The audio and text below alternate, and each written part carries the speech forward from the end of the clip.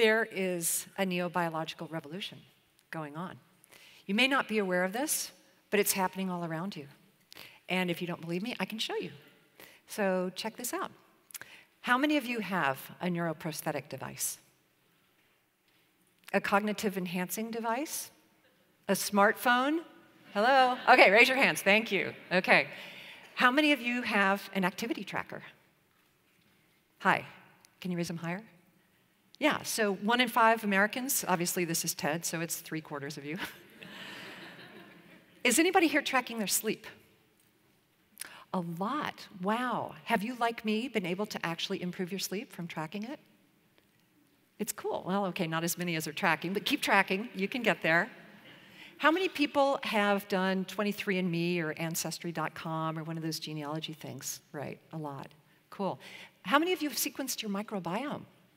The partnership with uBiome, I would think it would be a much larger percentage than the average population, which of course is tiny. Has anyone here done whole genome sequencing? No, okay. So now I'm going to dive into a little more personal questions. If you don't want to raise your hand, I understand. Just give me that look, okay? How many of you have frozen your eggs? I'm getting the egg, I'm getting the looks, I'm getting some hands too. Okay, and I imagine that some of you in the audience have frozen embryos. Right. So my point here is that we are assembling all this information about ourselves that we've never had before. And we're doing this in ways that we can actually do something with the information in a way that we've never been able to before. And it all starts here. In 1953, we discovered the human source code. In 2000, we learned how to read that human source code. In 2017, we're editing the human source code. So along with all these scientific advances have come some, technological innovations like, for instance, the iPhone, but also accelerating computer capacity, machine learning, imaging technologies, sensors. All of these things combined are helping us to see things that we've never seen before. They're helping us to discover biological circuits and systems that we never knew existed. We're assembling these huge data sets. We now have tools to deploy. They're allowing us to alter our bodies, alter our DNA, alter even the shape and structure and function of our brains, altering our very notions of ourselves. This is a neobiological revolution. Humans seizing control of our own evolution by inventing ideas and technologies that redefine what it means to be human. We started Wired magazine to cover the digital revolution. This is just the next phase of the digital revolution. And I tell you, the evidence is everywhere, and there's a lot to learn.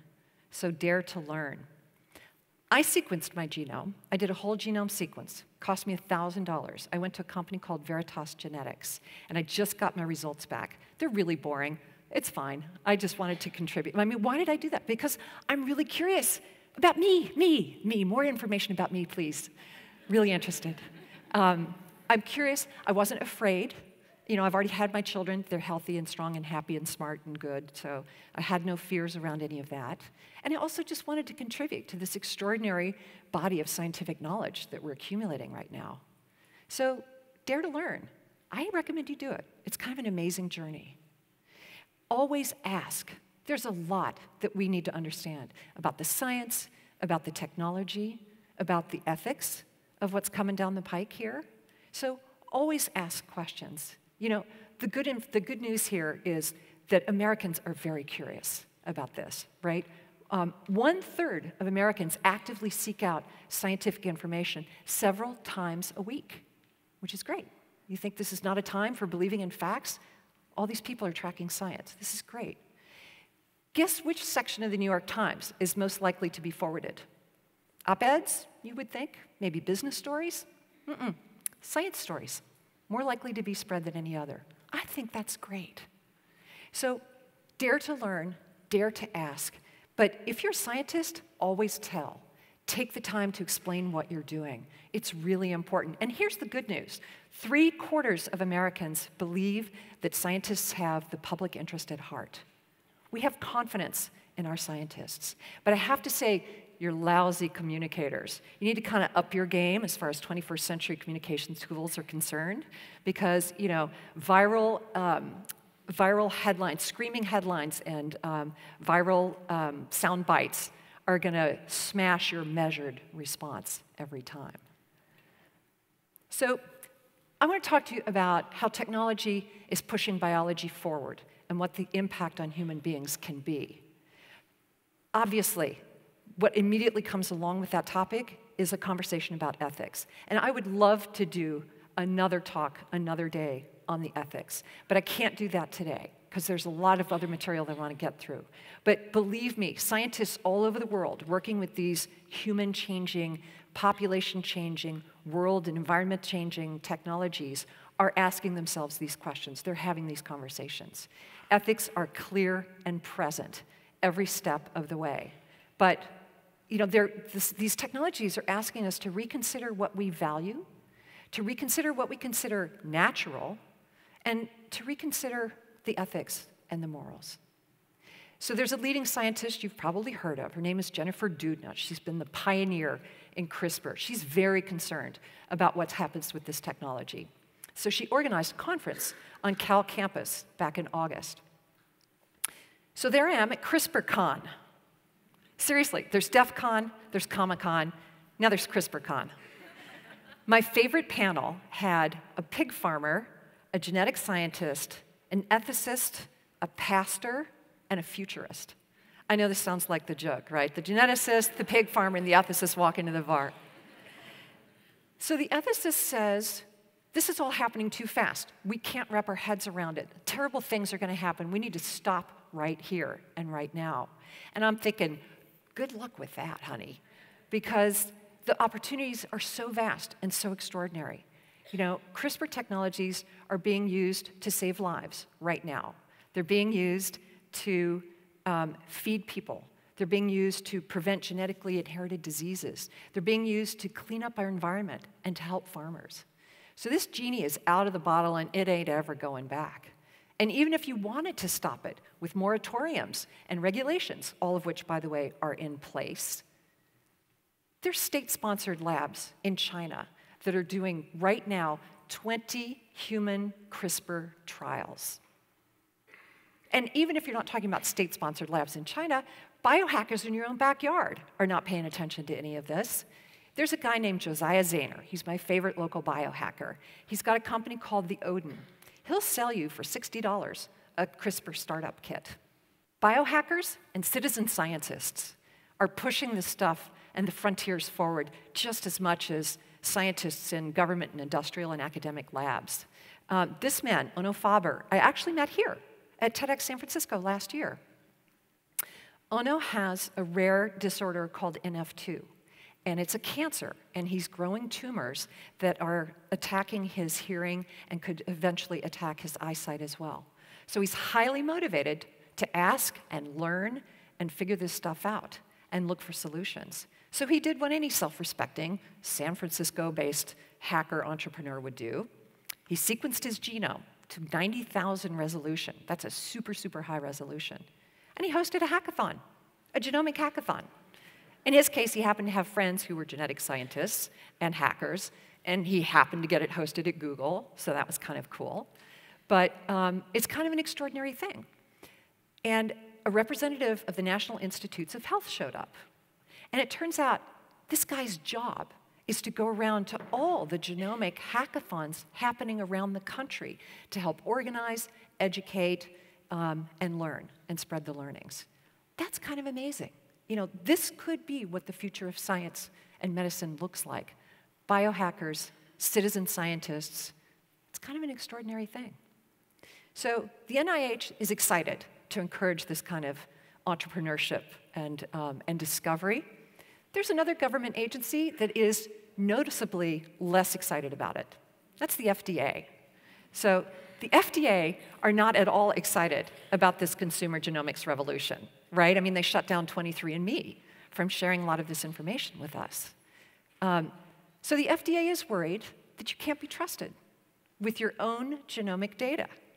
You can't be trusted because you don't know anything. This is complicated stuff. Don't worry your pretty little heads about it. They're worried about false positives. They're worried that you'll get a false positive that will lead you to do something drastic, some kind of unnecessary surgery, for instance. They're worried about false negatives, that you think, oh, I don't have the Alzheimer's gene, so I can keep smoking and drinking and not exercising. I'll never get Alzheimer's. This is the same mindset that told us that home pregnancy testing was a really bad idea, that women would be committing suicide all across the country when they found out they were pregnant. Okay? Yeah. So we can be afraid, or we can just be curious. I'm just really curious. I think this is the story of our times. There is so much out there happening that's just mind-boggling stuff. So last week, researchers published a story about mosquitoes. They have genetically modified a mosquito that was able to mate with a wild mosquito and have offspring. So that's excellent, right? They can have the offspring. The offspring are not able to transmit malaria, dengue fever, and possibly even Zika. We could be on the verge of eradicating malaria. It's kind of a miraculous time. Did you know that pigs are actually going to be a platform for generating human tissue and organs for transplant? This is happening, and it's happening faster than we imagined. Imaging, I mentioned that earlier. Brain imaging is kind of this amazing field. You know, we're hoping to map the brain. We're hoping to see what's actually happening in different parts of the brain as we do things and learn how to train our brains to do things better. Did you know that your doctor may soon be able to prescribe a video game for your ADHD? We're learning how to rewire our brains. There's a lot of fear. There's a lot of uncertainty. There's a lot of doubt. There's a lot of disinformation, and it bounces around in the echo chamber of social media, and it's leading to the tribalization of our culture. You know, there's one area where it's hard to imagine more misinformation, and that's in the area of food. So we screened a film last week called Food Evolution. I highly recommend it, by the way. It's generating enormous controversy, not because it's good or bad, but because it's pro-GMO. And I want to show you a clip from the film. Let me tell you who this person is. Her name is Zen Honeycutt, and she founded an organization called Moms Across America. And she is a nationally recognized anti-GMO activist. So let me just show you how she thinks. Frankly, I trust the social media, like blogs like, Vani Hari's or other moms that even just do a post. I trust what they say more than most medical doctors, more than the CDC, more than the FDA, more than the USDA, more than the EPA. That's real. I don't need a scientific study for that. I don't need a doctor to tell me that. I just love this Google search, autism, Monsanto, crazy. Apparently she's and her organization is being backed by millions of dollars from the organic food industry. And I have nothing against organic food. I did a stint as an organic chocolate manufacturer. I love organic food, but I'm not afraid of GMO foods because I can see what the opportunities are for improving nutrients, for protecting farmers' livelihoods by knocking out the opportunity for disease to occur. There's extraordinary opportunities here, but there's a huge amount of disinformation. Have you guys heard of the NonGMO Project? So this is an organization that has been encouraging food manufacturers to put a non-GMO food label on their packaging.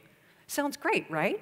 Except that when you walk down the aisle of the grocery store, there's so many of those labels that you go, well, that's not labeled non-GMO. There must be GMOs in there. And it gives you the sense that GMO food is everywhere. I mean, sure, corn, yeah, we all know about that. Sugar beets, right? We know that there are certain crops, soybeans, that are more than 90% GMO, but the vast majority of foods are not, okay? There are GMO papayas because otherwise the rainbow papaya crop would have been wiped out. There are GMO bananas because otherwise banana blight would have wiped out not only the banana crops, but all the farmers in Africa whose farms are being destroyed by banana blight. But the Non-GMO Food Project would lead you to believe that this stuff is everywhere. You know, Hunt Tomato says, no GMO foods in our tomatoes. There are no GMO tomatoes. There's no GMO orange juice. There's no GMO milk. There's no GMO yogurt. Dannon Yogurt says, no GMOs. You know, we're safe. Here's my personal favorite, salt. No GMOs in our salt. It's a mineral.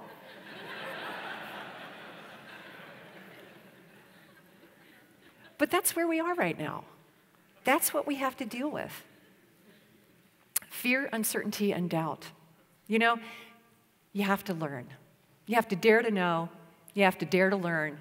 And you have to dare to change your mind. You know, when's the last time you changed your mind? I want to believe organic food is good and GMO food is bad. But guess what? That's not what the research is telling us. Dare to change your mind. You know, there's a company called Man. They packaged lettuce, and they wanted to export their lettuce to Canada. And the Canadians said, you've got this non-GMO thing on your package. And they said, yeah. They said, well, there is no non-GMO lettuce. And they're like, yeah, well, whatever, it's good. It's reassuring to consumers. And they said, sorry, we're not importing that into Canada because that's disinformation. That's spreading fear. So the Man company went back and said, well, okay, so why do we have this on the package? I mean, they're right. We don't need it. So they're taking it off. And you may start to see that. You know, the same time you're seeing companies getting clear about that, you see headlines about other companies, you know, racing to put that non-GMO label on their foods. You know, this stuff is complicated, and it's changing really fast. I mean, nutrition in particular is particularly complicated, but, you know, you got to be able to learn, you got to be able to change your mind. You know who else changed their mind recently on this topic? The science guy, Bill Nye. He said he had to change a chapter in his book. He did not realize that sequencing was happening 10 million times faster and more accurately than he thought. So he's changing his mind. Things are changing rapidly. The science is coming at us so fast and so furious, and it's really hard to understand it all. But I'm really committed to that. I'm really interested in trying to understand where we're going. What kind of a species are we designing? When we started Wired, my partner said, the digital revolution is ripping through our lives like a Bengali typhoon. Well, let me tell you, this neobiological revolution is heading us straight for the whitewater. We're going into the rapids. We're going to get wet. We're going to get scared. We may flip our boat. But I got to tell you, bio is the new digital. So I hope you want to get on board this ride. I hope you are curious more than scared. And I hope you want to help us figure out what the future of our species looks like. Because guess what? Your kids are already there.